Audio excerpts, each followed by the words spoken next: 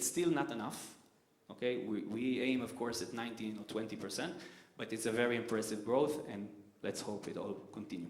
And after we have all of this, then we could talk about entrepreneurship. And I really like this graph. Thank you to AI. It looks better than what I had in the beginning, but we saw that one of the main problems is Arab entrepreneurs do not submit to the IIA. Okay, so we have money to give, we want to give money, but we don't see submissions. Some of the reasons are language. We requested it to be in Hebrew. Today we open it to English. But also part of it is innovation centers, such as Jinnovate, who can help you on your journey to apply to us and receive funding. So in 2022, for Tnufa and Presid, only 3 submissions. 2023, 9. 2024, 23. And this year, 44 submissions. Okay, so it means that more people understand that they can receive funding for their startup. All of these are, of course, from our sector.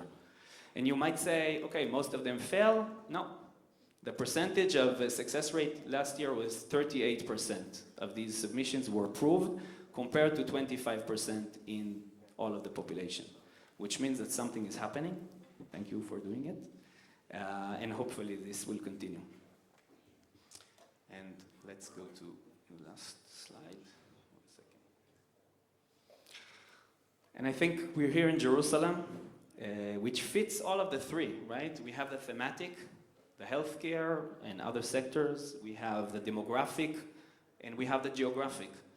And just this example of a company who raised $50 million earlier by Hisham and Avi, 2 guys who met, PhDs, who met in Hebrew University to create a semiconductor optical fiber companies. And today, company is growing, has tens of employees here in Jerusalem. There's no reason that we won't have more out of these stories. And I really believe that Jerusalem today has all the ingredients to become one of the world's leading tech hubs, where cutting-edge innovation emerges, both diverse and both successful. So I'd like to thank you all for coming and for our beautiful hosts. And as I said before, if you're interested in more information on what I described, we have our tables outside. Thank you very much.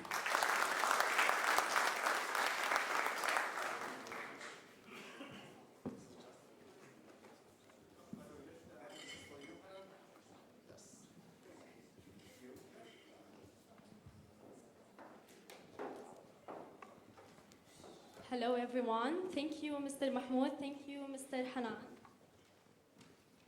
We will now proceed to panel 1 titled Health Tech Innovation in East Jerusalem. I would like to invite our moderator for this session, Mr. Avner Helprin, please.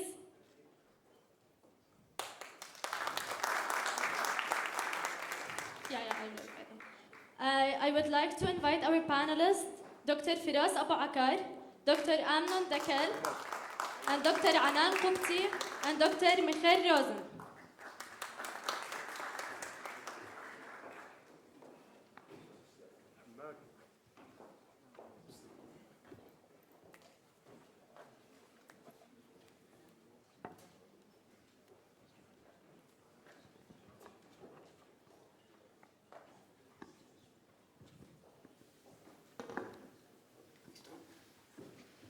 Okay, thank you very much, everyone. It's really an honor and a pleasure to be here to see such a great crowd and all of us joining on this winter rainy day to discuss innovation in Jerusalem. I'm Avner Halperin. I'm CEO of Sheba Impact, the commercialization and tech transfer arm of Sheba Medical Center. I'm really excited to have this outstanding panel with us. I'll let them each introduce themselves and answer a question in a second. But before we do that, just brief opening. You know, there is a unique opportunity to build collaboration and growth here in this Jerusalem. And I'm really excited and honored, and really it's our privilege to be part of this, I would say, path that's led by the Jinnovate team and by Mahmoud Qais, who's kind of the visionary behind it.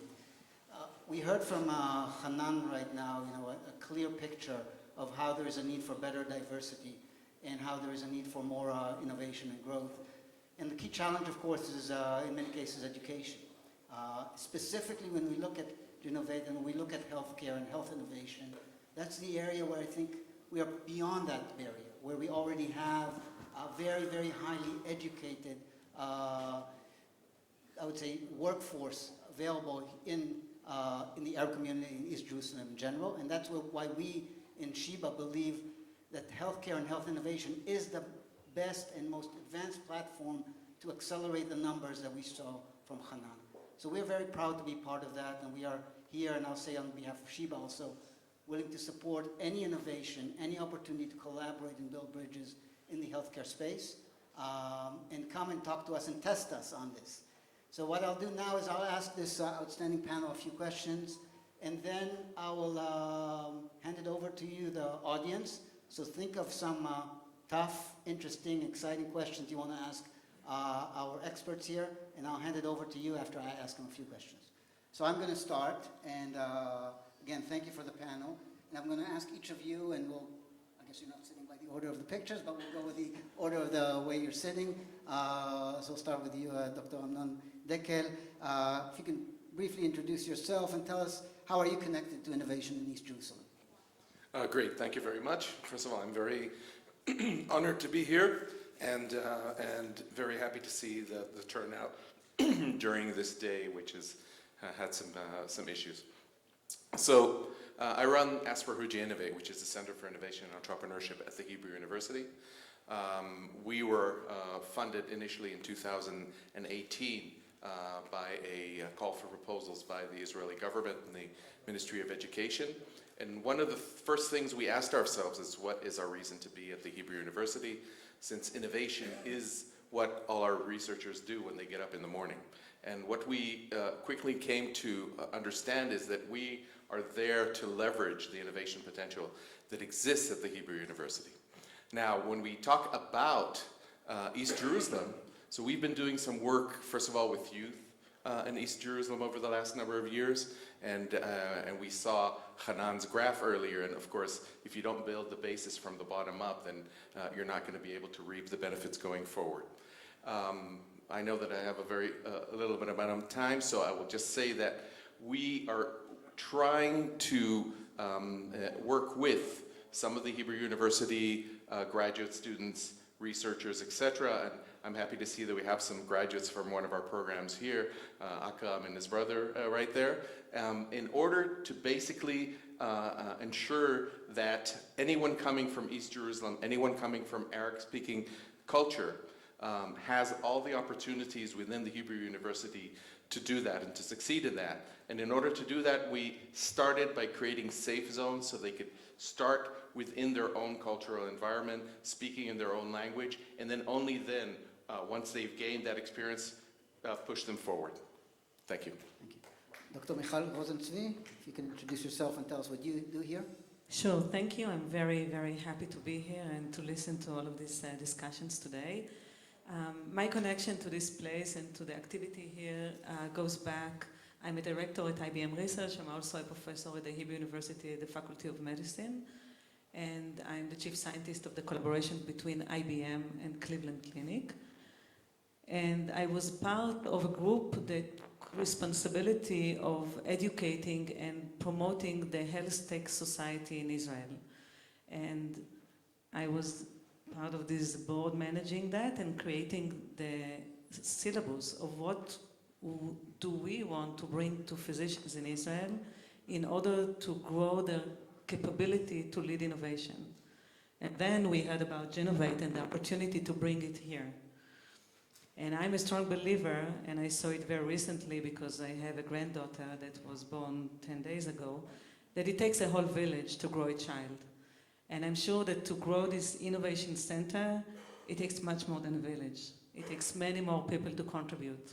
And I'm very happy to be a small piece in this contribution. Thank you very much. Okay. Dr. Anan Kopti. Okay, good morning. It's great to be here. Maybe a little bit about myself. I was born in Jerusalem, and my parents are from the north. I grew up also in Bethlehem, so I have a little bit of knowledge about the ecosystem in Jerusalem, in Nazareth, in Tel Aviv, Ramallah. And so I am also the founder of a medical device startup company that's developing a device to treat solid cancer tumors. And I spent a long time, a big part of my life in the US as well. I worked at the Harvard Medical School and physics labs, etc. I have a PhD from the Hebrew University.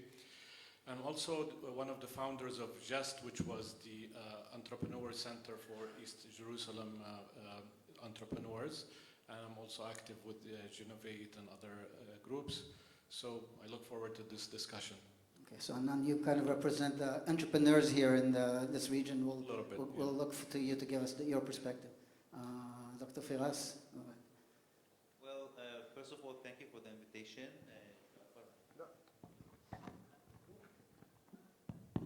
I would like to thank Jafar and all the organizers for the invitation. My name is Firas Abakar. I'm a thoracic surgeon. I'm working now in a Warsaw Medical Center in Poland. Regarding your question, well, as someone who was born and raised in East Jerusalem, and as a surgeon who at some point built a department in the eastern side of the city and also worked at the same time in the western part of the city, so it gave me a view of the exact situation of the health system in the city, and I can really identify with this experience the points of weakness and advantages of each system. I mean, the Israeli and Palestinian one. And maybe this will surprise some people that my strongest and best publications and researches, it came from the eastern part of the city. I mean, through my work, I've been exposed and met very talented people who are eager to work. They are very motivated, but at the same time, we have a problem with the infrastructure. We have a problem with the funding, with the support, with the mentoring. So if we invest a little bit in the eastern part of the city with the proper way, I think we can get so far in Jerusalem. Okay, so maybe, thank you very much for that, Dr. Abakar. I think we'll stay with you and we'll work our way back. And really, you talk about the research that you have done here and elsewhere. We want to see what can we do more in innovation here in East Jerusalem. Where do you see the opportunity? You started talking about it now and investing in infrastructure. But what else needs to be done so we see much, when we meet here in a year or 5 years, we'll see much more innovation here in East Jerusalem? Investing in people. I mean, we have people. Closer to me. Yeah, I can see East Jerusalem is a place with a very rich human potential. People are eager to do things and to innovate. But again, the problem is in the infrastructure, in the communications, into getting to the right sources to start the project. And this is what we need to focus on, to connect people and to support connecting people with the innovators and the companies. Excellent. Anand, how do you see that in terms of what can we do more to promote innovation here? See the same way or other things we should do? So I think the first thing that we need to have is not just entrepreneurship, but committed entrepreneurship. In other words, people who take their ideas from A to Z with a strong commitment and strong call to action. So, there's a lot of startups that last for a few months or a year and then disappear, and that's not what entrepreneurship is about. You have to have a strong commitment. So I think that's, first of all, talent comes later, and we do have lots of talent. It's just that people don't have the opportunity to express that talent. I have a lot of students or students who graduated from Birzeit University, Azrieli, and other places who work with me. They're very talented, it's just that they never had the chance to express that. And so you need the right people, the right motivation, the right attitude of innovation to push that forward. And I think we sometimes miss or underestimate the value of a lot of our engineers and doctors that can do great things. So there are missing parts of the puzzle that need to, complete the whole picture. But if you have that committed entrepreneurship attitude, I think that's the most important part, and then everything else will fall in place as you go. Thank you. Dr. Michal Cohen. I completely second the importance of investing in people and the commitment of VCs and funds. I'm a strong believer in inspiring young people to get far. I witnessed what bringing a quantum computer physically into the hospital of Cleveland Clinic made to the surrounding. So a student from a low socioeconomic background who saw the quantum computer got inspired, high school student, and wrote programs to this computer. I think many of the people are not aware that a lot of technology has been democratized these days. Every one of you can go online, learn courses, and write code to a quantum computer of IBM and maybe others, and put the algorithm to run and get the results. Because these technologies have been made available, of course, with AI, and all of these agents and agentic systems that use AI and work for you. The RAF is much lower. You don't have to know the language that well in order to be able to contribute and think and read and learn.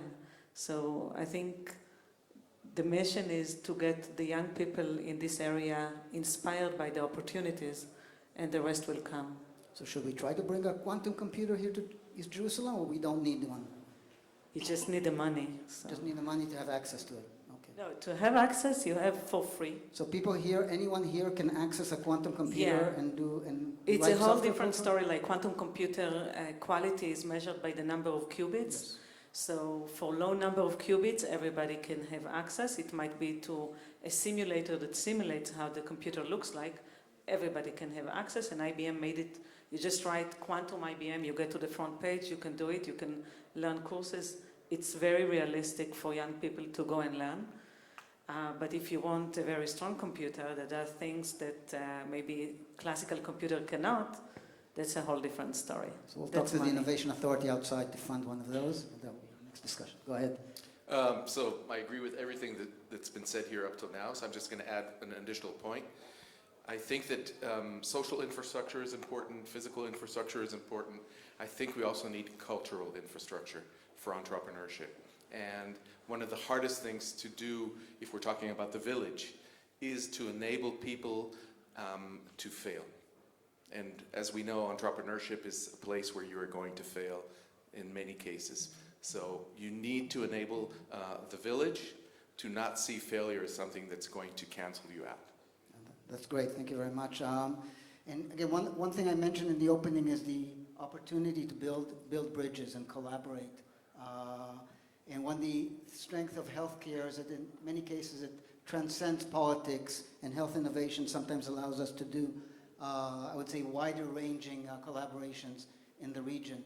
So I think we all agree that East Jerusalem is uniquely located and positioned to be a bridge between the different, I would say, communities in the Middle East. And what I want to ask our panel now is, where do you see the opportunities in East Jerusalem to expand collaboration across the Middle East into other areas in Israel, into other countries in the Middle East? How do you see that opportunity?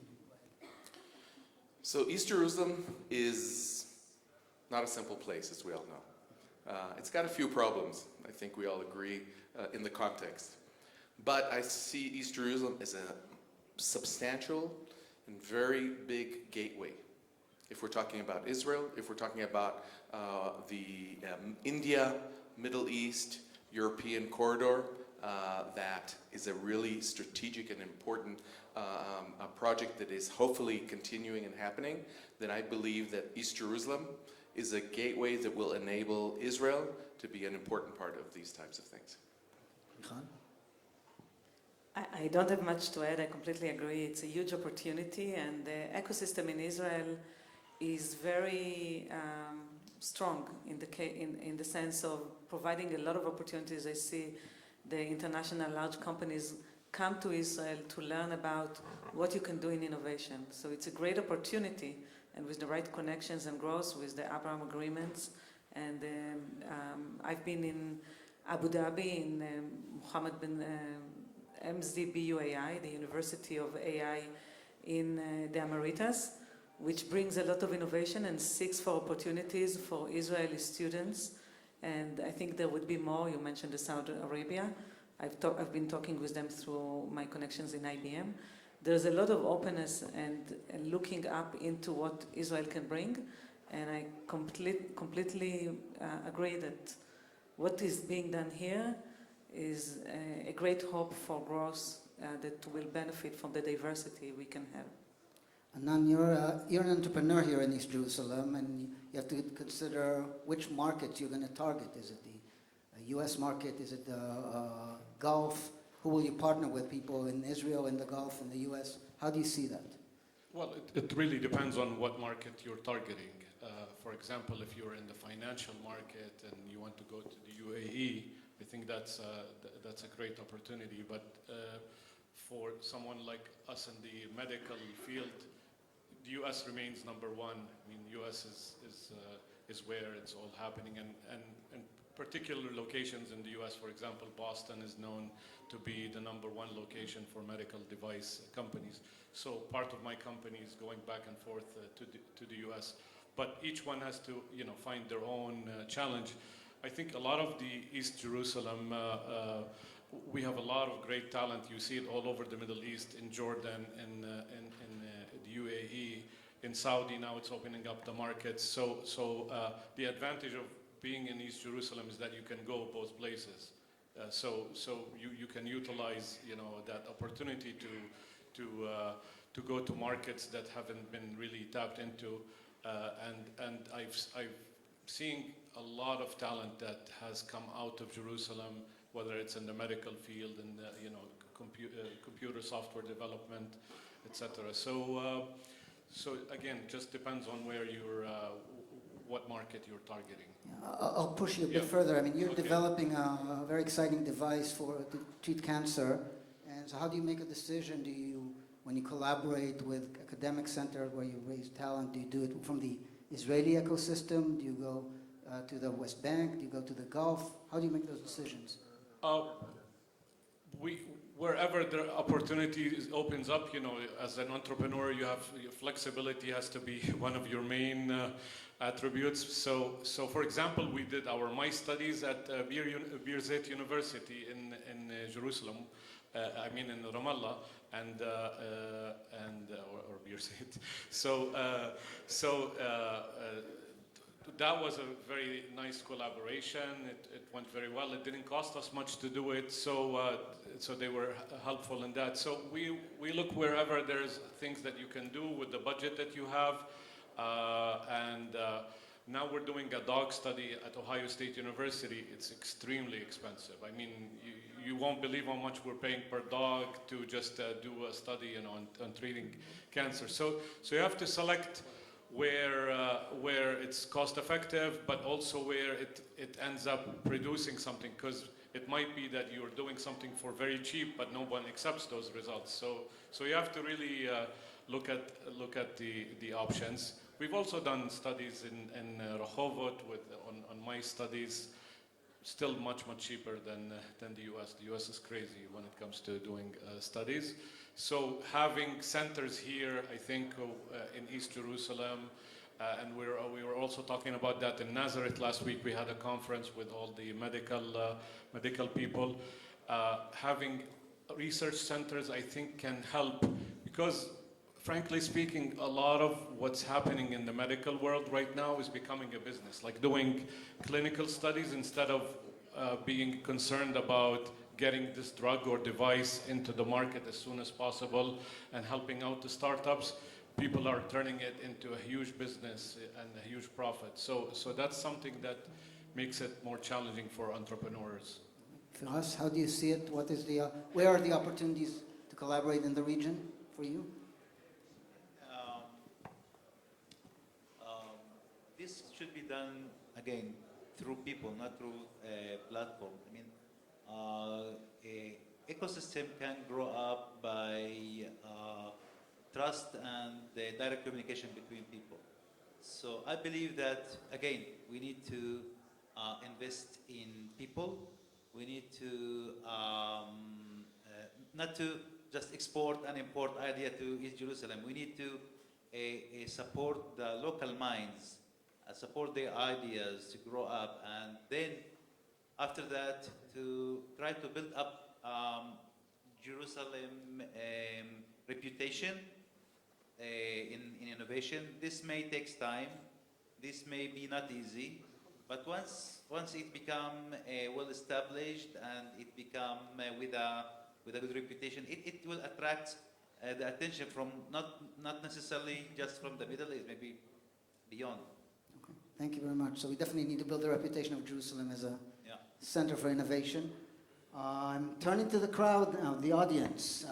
Anyone has a question you want to ask this very experienced panel? If so, raise your hand. Do we have a brave soul who wants to ask a question? Going once? Going twice? Yes? Okay. No? You want to ask a question? You were pointed at. No? Okay, okay. Anyone else? If not, I'll continue asking questions. Go ahead, sir. Just introduce yourself, please. Yeah, Rami Akilan from Hebrew U.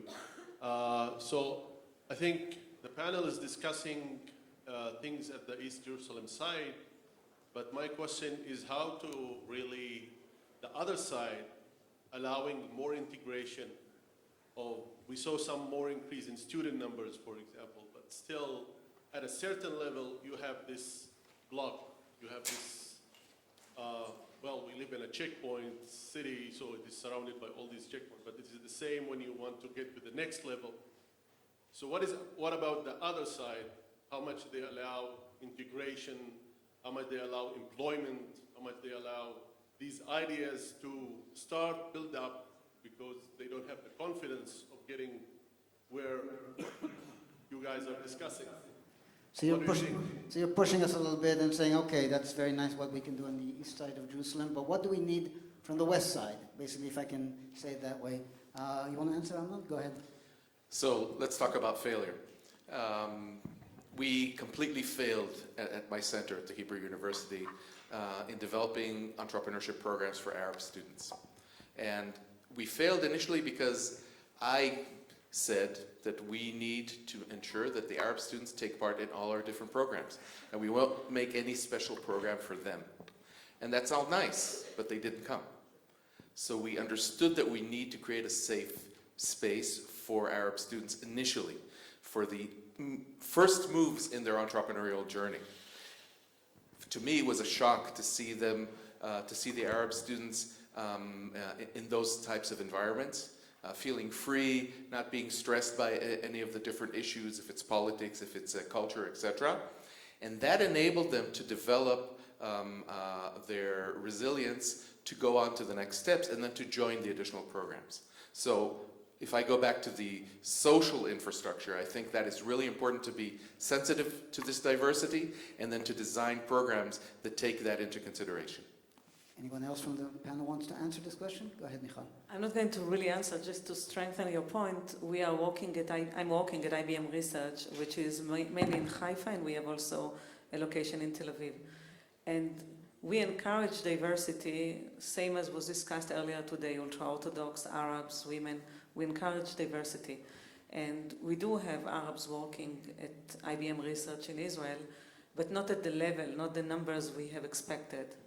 And I think what you said is really where the problem is. I mean, it might have started before university, but we want to hire the strongest candidates and to allow for Arabs to feel comfortably at our place. So we do a lot of activities to embrace diversity. But we don't have that many candidates. We don't have that many candidates who finished PhD in computer science. We don't have that many candidates who are doing master and want to work part-time at IBM. We do have people, but not enough. So there is a problem, and we are happy you are addressing that. Yeah, maybe I'll add to that. I think that's a very important question that you asked. I mean, and we can't be passive. We have to be proactive from the west side, again, if I say it this way. We can't just say, okay, we're waiting for the candidates to knock on our door. We have to go and look for them actively. Many of us, and I can say from Sheba's side, we can do much more than we're doing. And I think that's one of the things we should take upon ourselves as the outcome of this discussion is to do more to bring in population from the